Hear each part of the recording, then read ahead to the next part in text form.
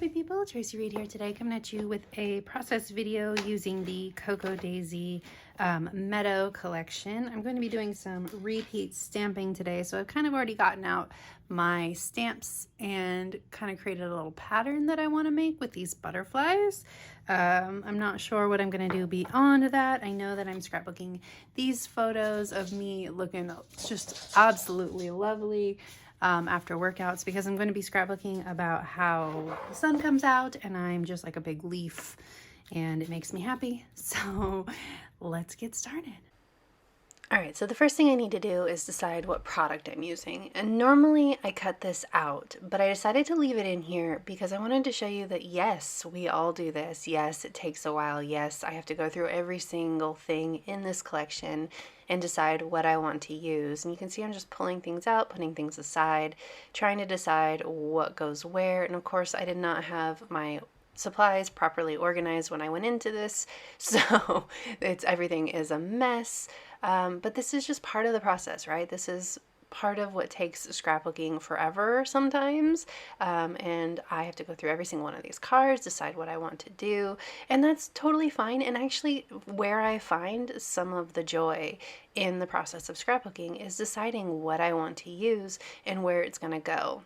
So I've done all that. I put everything aside that I may or may not use, and now I'm going to eliminate more stuff. So that is kind of the process of the way that I scrapbook. Is I pull out everything that I might want to use and then I put it back one piece at a time until I'm happy with what I have. So case in point here, I was going to use this "It's a good day to have a good day," and I get to the point where the page is almost completely put together, like the foundation of it, before I decide that no, I actually don't want to use that. And there's a reason that I end up deciding that I don't want to use it, but it's after I've cut it, after I have added a scalloped border to it, after I have done a lot of things to it. And that is part of the process as well, right? We think we want to do something, and then for whatever reason, and we'll go into why, but for whatever reason, things change. So right now, I know I'm going to do a page flap, like to open up, because these two photos of me looking ratchet at the gym and after a run, they're not necessarily photos that need to be part of the like composition of the page, even though I do want to include them. So what I'm going to do is I'm going to create a cardstock hinge, and I'm going to leave that in this process video too, because I often cut it out because I've done it so many times that it's just old hat to me. But what I do is I'm cutting down a 2-inch, well, this one looks more like an inch wide piece of cardstock. That's the length of my page, and I'm using my scoreboard to score it directly in the middle so that it now is a fold. And then I attach it to the back side of the paper that I want to fold out, and the back side of the paper I wanted to attach to. So I realized I had added my glue to the wrong side. Not a big deal, because I'm going to be adhering that plaid paper to the whole back side. But the reason that I do it before I do that is so that I can hide this paper hinge in between the sandwiched layers of paper. So now I'm going to add this one to the back side of this page. I wanted that sunny yellow on this page because the whole page is about how the sun's coming out and I am feeling good, feeling better, doing well with my exercise routine again. So I wanted that sunny yellow. So that's why I wanted this "It's a good day to have a good day" as well. But I'm going to repeat stamp. I'm going to create a pattern on the opposite page where that white paper is right now. And when I do this "It's a good day to have a good day" flap just does not match. It doesn't work with what I create. And of course I'm going to keep the repeat stamped paper that I spent so much time on rather than the page flap. So it's gonna all come apart again, and I'm actually going to even go to the lengths of adding a scalloped border to this flap just to make it pretty, and then I'm going to cut it off because that is my life. But first we're going to figure out how we want this photo and journal card arranged inside this flap. So I'm kind of moving those around. And I'm getting out this border punch. I'm going to cut out this process because it's absolutely irrelevant to the end product. But no, I do not recommend this border punch. It is terrible, but it's the only one I have. So I refuse to give up on it. Maybe I just don't know how to use it, but it is just like the worst border punch I've ever used in my life. So no, I do not recommend it. Do not go buy it. But I'm adding a scalloped border to the outside of this page. Yes, it is cute.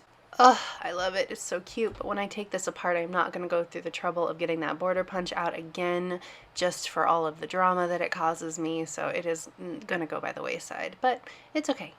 We'll survive. So I'm still trying to figure out how I want this arranged.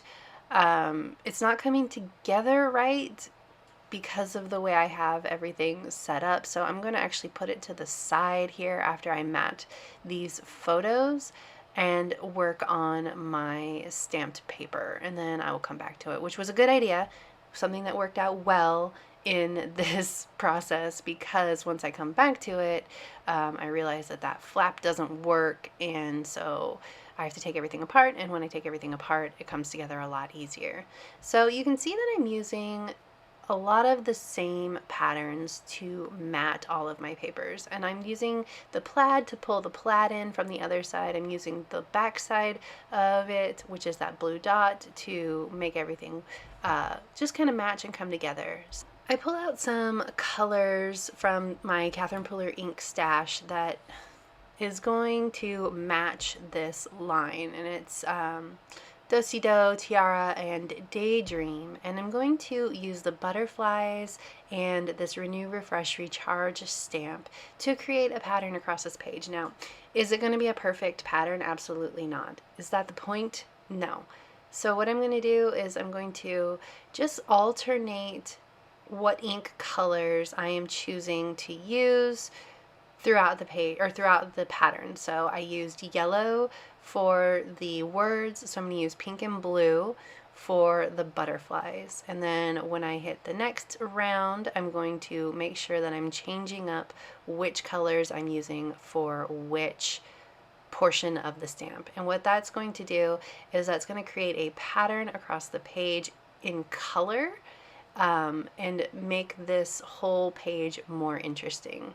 So you can see I'm alternating colors, wiping off my stamps every time I do, which made this take forever. That's why it's sped up so much and still quite a long part of this video. But the end product was totally worth it. I don't get out my stamps often enough, but I wanted to create some repeat stamping, repeat shapes on this page. I knew that I was going to be covering up a portion of it with, you know, the photos and things that I'm going to put on top of it, so I'm not too concerned about like if I mess up a stamp or something like that. And you can see that the stamps are a little bit distressed, which is sort of fun, not a perfect page. So I'm just working my way across, and then when I am done, I will decide which part is the worst, I guess, part of this page and which part I need to cover up. So, whew, that was fast. I know that I want to use these rub-ons too, because rub-ons are one of those things that if I don't use them, they go bad. And I don't want to like shuffle them into my stash and never use them. So I'm pulling those aside, and this is where I'm deciding, yeah, that's not going to work for me. I liked this, but then everything was backwards, and so we're just pulling it all apart. And I'm going to spare you that process. We end up going with this beautiful darker floral because it matches the blue butterflies so well. Then I'm going to use the scraps of all of the papers that I have ripped to shreds, and I'm going to create some banners for every single piece on this page because I like the repetition, again with the repeated shapes, and I don't like I like using my scraps, right? So that's kind of always my aim, is to put as little scrap paper into my stash as possible. So I wanted to use that, and one of the ways that I like to do that is to create little notched banners. It's one of my go-tos when I'm sort of working it feels like it's my go-to when I'm like working out a problem, right? When I'm trying to figure out how I want this page to come together, these notched banners always make it easier for me to create a composition I know I'm gonna like. So I'm covering up the portion of this page that I think came out the worst. uh, and also, I felt like there was a lot of blue, so I wanted to cover up some of the blue. The blue obviously makes the most impact on this page as far as the stamping goes, so I wanted to make sure that I got rid of some of it so that it wasn't so blue heavy, and the pink and the yellow had a chance to stand out a little bit too. Now, the way that I stamped that background, I obviously had like a vertical blue set of butterflies. I obviously have a yellow vertical set of butterflies and a pink set of vertical butterflies. That's just kind of the way that the stamping came together, but that's okay. I don't mind. So I'm just like methodically working my way through all of these paper strips and figuring out where I want these photos to go. I decided that they looked pretty good stacked up on top of each other, so I'm going to create sort of a long banner strip to join these two photos together. I'm just adhering the outside edge so that I can add more to it. The problem that I have when I do this is that there's like none of that blue paper left without cutting into a new sheet, except for this little tiny scrap that I have. So I'm looking for blue paper that's going to work, and all I have is this scrap. So I'm going to cut it, and nobody will ever know the difference. And actually down the line, it actually doesn't matter because I kind of cover up that center portion, but I'm just cutting the banner so that there's a little tiny strip that I can put in between the two photos, and then have the rest of the notched banner at the bottom. So I'm getting that adhered down, being very careful with my adhesive. Okay, so now I can put this down here, and I need to create one more banner or set of banners for the journal card. This page is actually kind of interesting for me because it came out just a bit, I wouldn't say cleaner, like there's not a lot of white space, but there is. It came out a lot cleaner, I'm gonna say cleaner anyway, than what I normally scrapbook. Even with all this effort and how long this page took, it took over an hour for me to make this page, which is a lot for me. I normally do about a half an hour. There ends up being a lot of open space on this page, and I think it's because I added in that extra flap, which became sort of irrelevant once I removed that Traveler's Notebook size like card. Because I was incorporating that card, that is why I had a flap. So like that flap ended up taking up an entire, like its own space, but once I removed it, I moved the card, the journal card that was going to go on the inside of the flap to the outside of the flap. And when I did that, it created a lot of open space on the inside of this page that probably if I had not done that, like I wouldn't have created this composition for this page if I hadn't planned on using that journal card. But that's okay. Things can be different in your page, or in your pages and in your albums. I'm always experimenting, trying new things. Even though I do have some compositions that I come back to again and again, I'm always trying to incorporate new things into my pages, even when I'm reusing older, I guess, compositions. But moving on. Okay, so I'm gonna start using this, the rub-ons, and you can see I'm already having a rub-on catastrophe. The part of the W and the S came off, which makes me irrationally angry. I decided to use it anyway and kind of make it work so that it looks like it was on purpose.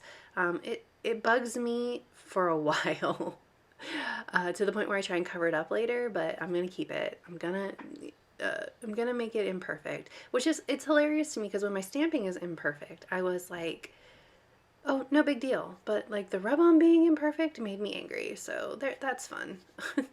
So I'm cutting out the rubbing on process of all of these rub-ons because it takes forever. But I added in a bunch of the black rub-ons, like the black words. Now I'm going to add in some of these butterflies. And the reason that I'm doing that is because there are butterflies on that journal card that are different than the butterflies that I stamped. And so I felt like bringing in the different butterflies across the page helped to incorporate both sets of butterflies so that it didn't look weird, like there were two different kinds of icons on the page. Like just in one spot there was all these stamped butterflies, and on the other spot there was the more illustrated butterflies, the watercolor style. So I talked about last time I used these pugs that I have such a hard time using animals in my scrapbooking, and yet here I am again using these pugs. And the reason that I'm using these pugs is because that derpy looking one that's running, I feel like is just like a beautiful reflection of me when I run, and so I just had to use him. So I'm incorporating some puffy stickers as well with some more of these illustrated butterflies. I added in that pug that has the butterflies on his nose, so I just really want to make sure that all the butterflies match, right? But that is it for this video. If you enjoyed it, I'd love it if you give it a thumbs up. If you're new here, go ahead and subscribe. I would love to have you. If you don't already, you can follow me over on Instagram. I'm at Tracy M. Reed. I'd love to see you over there as well. There's a link to Cocoa Daisy in the description box below, and I will see you next time. Thank you.